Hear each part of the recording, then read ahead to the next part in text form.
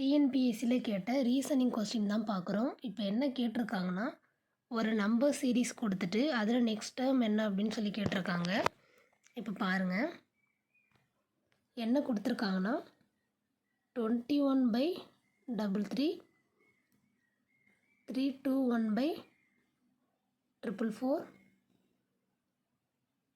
4321/5555.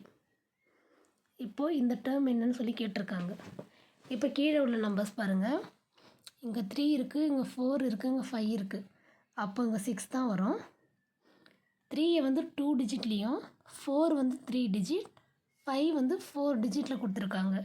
அப்போ 6 வந்துட்டு 5 டிஜிட்டில் கொடுத்துருப்பாங்க. அப்போ கீழே இங்கே 6 6 வரும். இப்போ ஆப்ஷன் பார்த்தாலே கண்டுபிடிச்சிடலாம். 6 6 வந்து டியில் மட்டும்தான் இருக்கும்.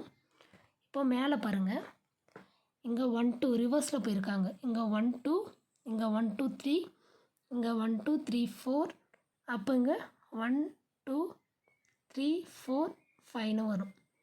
ஸோ ஆப்ஷன் டி தான் ஆன்சர்.